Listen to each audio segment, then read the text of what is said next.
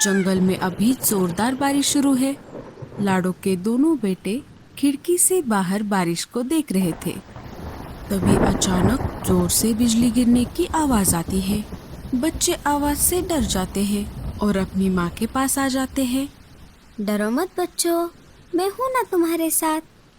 माँ, ये इतनी जोर से आसमान में क्या चमक रहा था और उसकी आवाज भी कितनी ज्यादा तेज थी।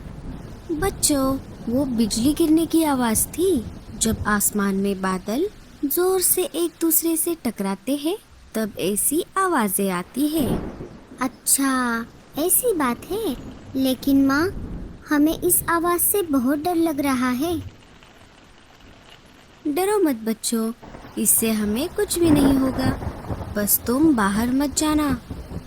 माँ, पापा कब आएंगे? अरे बच्चों, पापा हमारे लिए अनाज लाने के लिए बाहर गए हैं। वो आते ही होंगे, तुम चिंता मत करो। अजी, आप कहाँ पर हो? बहुत देर हो गई है, आप अभी तक घर नहीं आए। लाडो अपने बच्चों को जैसे तैसे करके समझा रही थी। 2 दिन से लगातार तेज बारिश शुरू है। पता नहीं ये बारिश कब रुकेगी। मैंने घर में जो अनाज जमा करके रखा है अब वो भी खत्म हो रहा है। जब बारिश रुक जाएगी तभी मैं बाहर अनाज लाने के लिए जा पाऊंगी। लाडो मन ही मन सोच विचार करने लगी। तभी लाडो चिड़िया की नजर घोंसले की छत की तरफ जाती है। उसने देखा कि छत से पानी टपक रहा है। अरे, कल रात तक ये छत से पानी तो नहीं टपक रहा था। लगता है तेज बारिश की वजह से ऐसा हो रहा है। लाडो छत की तरफ देख ही रही थी। तभी अचानक घोंसले की आधी छत नीचे गिर जाती है। छत के गिरते ही बारिश का सारा पानी सीधे घोंसले में जमा होने लगता है। लाडो 1 सेकंड का भी वक्त न गवाते हुए बच्चों को लेकर घोंसले से बाहर आ जाती है। जैसे ही लाडो चिड़िया अपने बच्चों को लेकर घोंसले से बाहर आ जाती है, वैसे ही घोंसला नीचे धड़ाम से गिर जाता है। अरे बाप रे, अब मैं क्या करूं? इतनी तेज बारिश में मैं मेरे बच्चों को लेकर कहां पर जाऊं? रानो, बुलबुल और मीनू मौसी अपने अपने घोंसले की खिड़की से लाडो को देख रहे थे, लेकिन कोई भी उसकी मदद करने के लिए बाहर नहीं आया। कालू का भी घोंसला पास में ही था। अरे, ये कैसी आवाज थी?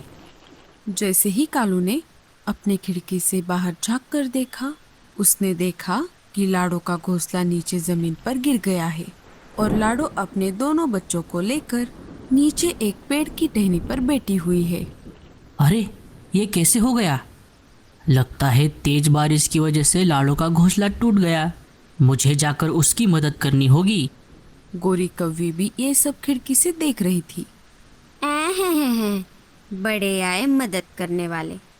कोई जरूरत नहीं है उसकी मदद करने की। उसे अपना घोंसला पहले ही पक्का कर लेना चाहिए था। कोरी, तुम ऐसा कैसे बोल सकती हो? बारिश तो कभी भी आ सकती है, वो हमारे हाथ में नहीं है। कभी भी किसी के भी साथ ऐसा हो सकता है, हमारे साथ भी। क्या तुम्हें याद है जब हमारा घर नहीं था और तेज बारिश हो रही थी, हम लाडो से मदद मांगने के लिए उसके घर गए थे।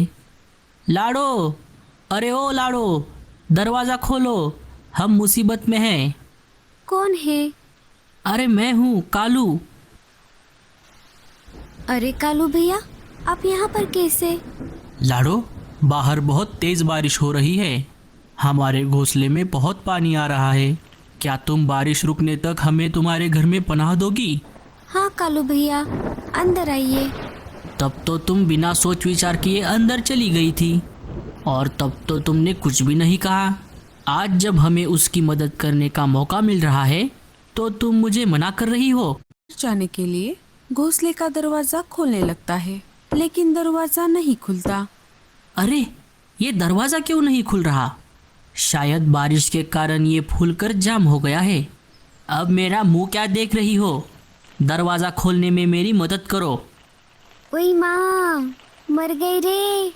मेरे हाथ पैर तो बहुत दर्द कर रहे हैं। मैं तो चली सोने।